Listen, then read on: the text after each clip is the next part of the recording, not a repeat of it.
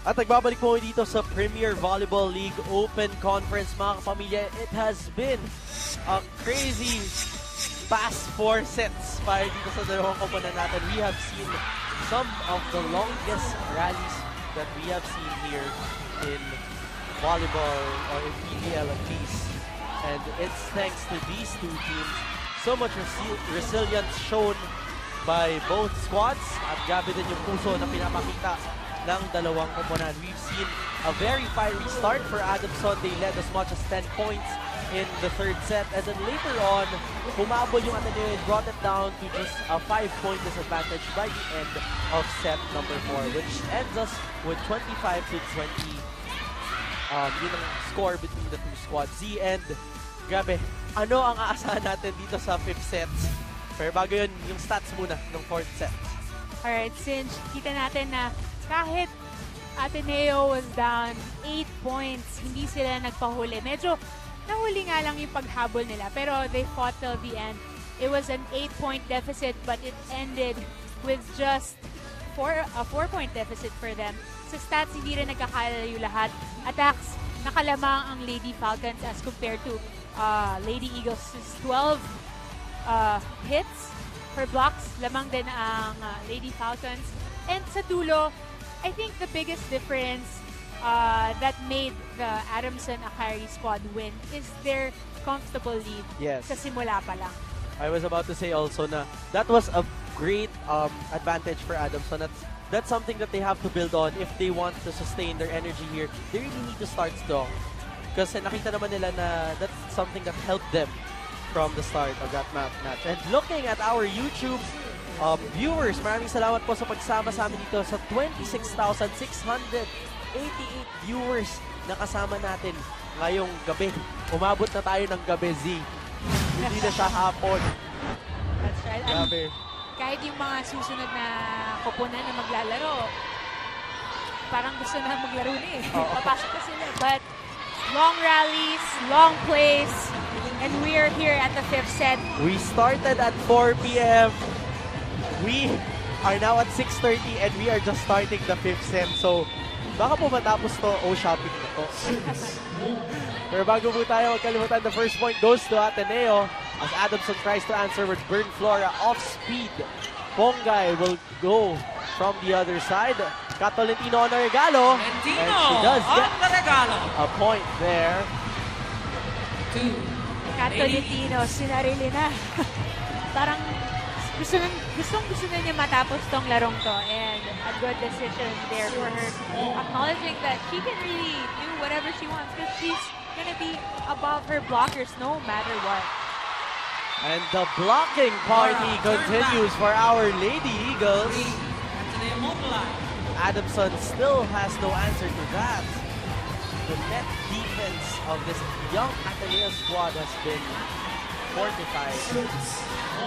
A good rotation here for Ateneo. Talagang tatlong malalaking tao na kaagad ang nakapwesto sa harap for Coach O and the rest of Ateneo Lady Eagles. And right there, medyo miscommunication for Adamson, and Coach Air calls a timeout. Reversal of starting fates, kaya pakinggan muna natin itong timeout ni Coach Air Pada. That just looked like sloppy. It was like, why did you even want to set grids? Why do you even want to set the back? I don't know. You gotta look at the blockers too. Girls, you need to keep MJ off the net right now. She's back row. If you pass the ball tight, it's gonna be really hard for her to get you a good set. You gotta keep her off. Pass muna. Okay, have a plan in your head right now.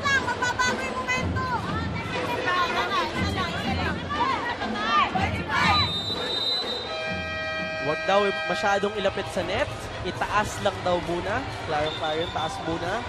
At pumuntos daw muna, sabi ng mga teammates, dahil wala daw ang momentum sa panic natin. So, very clear instructions coming from Coach Air Pada and the rest of the Lady Falcons. What can you say about that? And it's a good reminder from Coach Air na she needs to, Eagle needs to recognize or acknowledge na ang lalaki at tatlong blockers meron siya. And just like that, they had to make a play para medyo maligaw yung kanyang blockers. And they did. They came through, and Flora, with that hit, gives her squad 1 point. That's the first point of Adamson, and I just love the swag of Flora after she goes down for that point. You know that she loves getting that point. Kaya ito, bumabawi sa kabilang panig. Kat Tolentino. Nice set from Dina Wong. Kat Tolentino goes down the line. Bar was there, but unable to put that ball up to the center area. There you go. Tito Fritz Gaston is in the building. Both parents in attendance. Ang quick trivia ko lang dyan, Z, sabi ni Tita Duday kasi kaya daw hindi pinapasama si Tito Fritz, or kung nandyan si Tito Fritz, kailangan huwag masyadong malapit sa ano. Kasi daw mas into the game, akala mo siya daw yung coach. Being a professional basketball player himself, I can imagine. Alam mo naman yung pagiging atleta ng mga tatay at nanay minsan, lumalabas din yung pagiging coach nila. So, yan ang mga bagay na kailangan natin abangan. Pero ito, Coach Air was looking for more alertness from Kirsch Makaslang there. That was going towards your area. 4 na puntos ang abante dito ng Ateneo po. At sumusubok pa din dito tumabol ang ating Adamson Lady Falcons. Pumunta tayo kay Janine Choi para sa kanyang report. Sinjin and Z coming into this set, pinaalala ni Coach Oliver Almadro sa Lady Eagles na hindi naman dapat maging perfect yung receive at execution nila. Ang importante ay magtiyaga sila at huwag silang magmadali para maka-execute sila ng maayos. Gusto rin ni Coach na pigain nila ang lahat nilang makakaya at patuloy silang magtrabaho at mag-work as one team. Balik sa inyo. At yan nga yung kailangan nating asahan mula dito sa Lady Eagles. Maraming salamat, Janine, for that report. That's something that they have to consistently be doing right now if they want to get the set, because this Adamson squad hindi magpapatalo to with that last save. What a rally from Adamson and Ateneo, but a check ball is called against Adamson. Actually, Sinjin, the referees and the line judge is going to talk about it. Pero ito, balikan muna natin itong bangko save of the day from MJ Igaw and from Berg Flora. There's a ball touch on the Flora. So on that last play, laruin lang natin. Ang nangyari on that last play, a touch is called against Berg Flora. And she was contesting that it was going out. Oy! Woohoo! That serve looked Ateneo leads like it was sailing out, but it just dropped. Right on the line, Z. Alam mo yan, Sinjin. Even Bernd Flora thought it was gonna go outside, but now Ateneo in a comfortable 5-point lead. Mukhang it's gonna take the entire village for the Adamson squad to come back from this 5-point deficit. At kailangan nilang kumapit at gumawa ng sariling putos para din meron silang confidence in this second half of the last set. Got Tolentino now serving Gabezi. So much momentum and luck going on the side of Ateneo. Peralta there with a good save. They go to Pongay from the back row, but takes it straight to the net.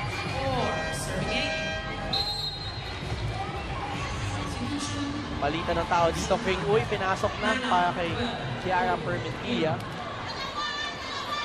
And we'd like to remind our viewers kung medyo baguhan lang po kayo manood ng volleyball. Hanggang 15 lang po itong 5th set. Yeah, it's a short set and it's a short and deciding set. Bernd Flora trying to call for a net violation there. But let's go back on what happened there. As she was trying to get the ball across. Bernd Flora asking for an overreaching violation, but Tito, the first referee was saying, nope, the ball was actually on top of the net, giving the license to Dina Wong to tip it back over. Yung airspace na tinatawag. Nar on the hit out. Ayun, nakapuntos na din ang ating Lady Falcons. Now catching up with a 4-point deficit here. So still alive are the Falcons.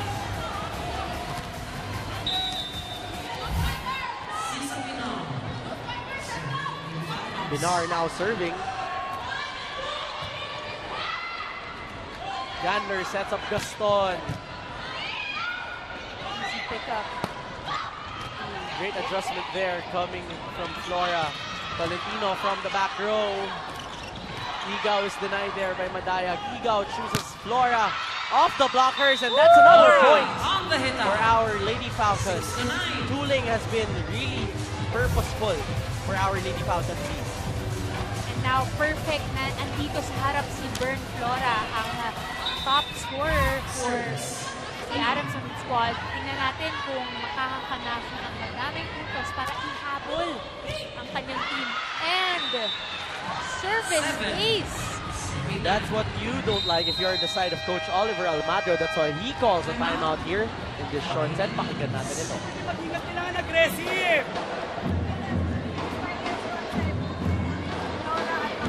Ha? Hey, listen up! Nadalawa kasi yung spiker nila. Hindi mo pwedeng nandito kasi may Flora dito eh. Now, ang nagkataon, nagkabalikan, maganda naman na receive. Dawa, mag-usap kayo kagad. Sayang yung transition eh. Now, huwag na kailangan perfect. Ginaganon lang yung serve, pinapasok lang yung serve eh. Okay, now guys, play like everything depends on you. And let's pray like everything depends on him. Now, you can do it. Just believe in yourself and trust each other. Trust each other.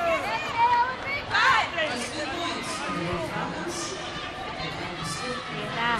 Basically, Coach O saying, pakamatay na tayo sa bola. At gabi yung energy ni Coach O, papasok ko siya ng court nun ah. So, a lot of energy, a lot of wisdom coming from Coach Oliver Almagro. Ooh, but that's what you don't want to see right after a timeout like that. I was already gonna say na medyo palabas na yung serve. Kaso lang, nasungkit pa nitong ni Gandler, giving a free point to Adamson. 1 point deficit for Adamson. Serving is Pinar. Nakakadalawang service aces na po itong ating Lady Falcons kontra sa isa. Ateneo, but Gaston scores a point here on the side of our Lady Eagles. Scrappy play, but works for Ateneo. The lead is back to 2 points. Magayag now serving for the Lady Eagles. Igao inangat dito para kay Flora. She's denied there. She will be the mark lady for the Lady Eagles. They choose Gaston again off the hands of the blockers. Tang Ponce was there. Uy! Great adjustment from Flora. She crosses the net and she was pulled back there. MJ Igao.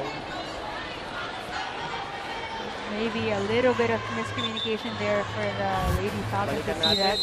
Ano niya doon? Lumusot niya, nagka-collision sila ni Igao. Lumusot siya sa ilalim ng net.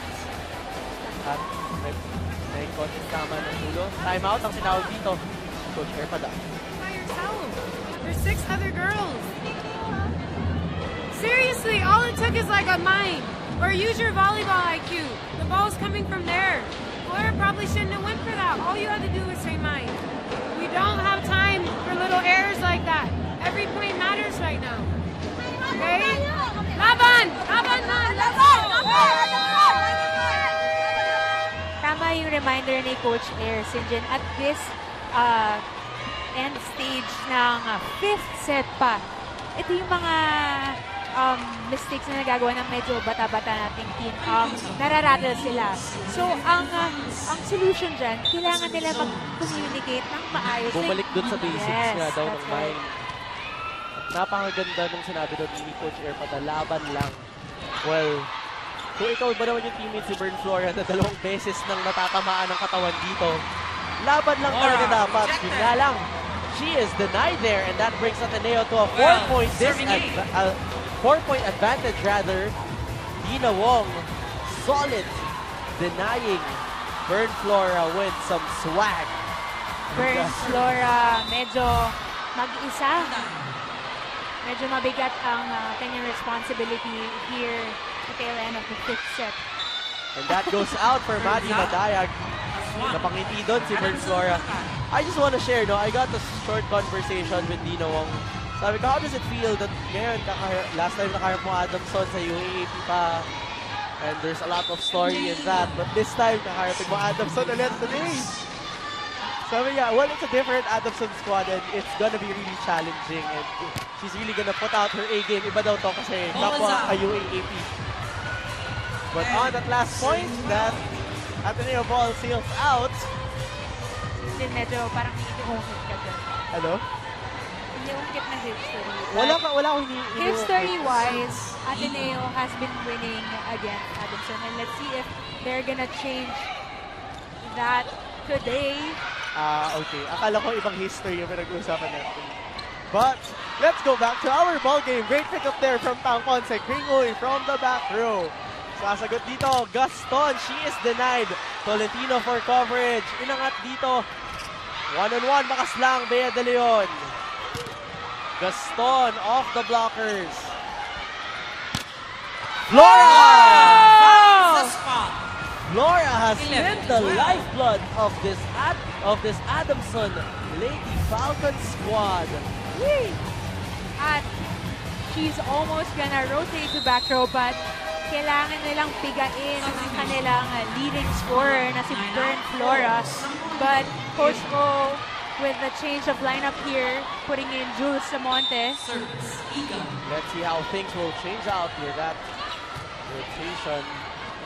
Wong chooses Samonte. Cross court.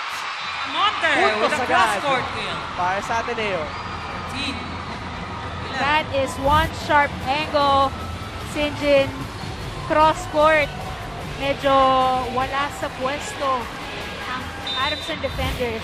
Dino Wong. Now, UAAP Season 18 best setter. Dina Wong for the serve. Ponce was there for the pickup. Makas lang. Gets it off the hands of Danny Gandler. Well, We are back to a one-point game, Z. Whew, what a game this has been so far. Grabe, kung wala lang tao sa likod natin, siguro nakatayo na tayo the entire time. Well, But deny natin. everyone here is at the edge of their seats, guys. That's very true. Whee!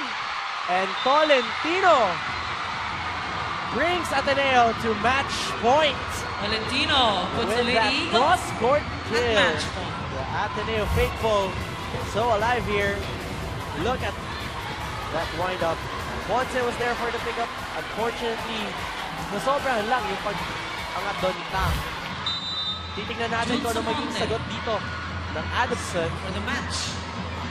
Jules Samonte on the service line. Flora picked it up. They go to Ave. Ateneo's ball. Maddie was denied there. Gandler will try. Over-received. They go to Vanny Gandler on the open side. Gandler! That ends ends the match. Ateneo Lady winning Eagles, 15. in 5. Super set, Sinjin. What a match for these two teams. Probably one of the longest matches we have seen so far. Great long rallies. And this has been a matchup for the books. Definitely something that would be written down the Ateneo Adamson history. That's right. Grabe, Sinjin. Everyone here watching live is cheering, shouting. Para sa akin, kahit sino na eh. Sino na That's lang. true. I'm just With the praying. effort of these two teams, kahit sino pwedeng manalo. But there's so much story to be unfolded in the upcoming post-game interview. At titingnan natin yan kasama ni Janine Choi sa aming pong pagbabalik dito lamang sa PVL Open Conference.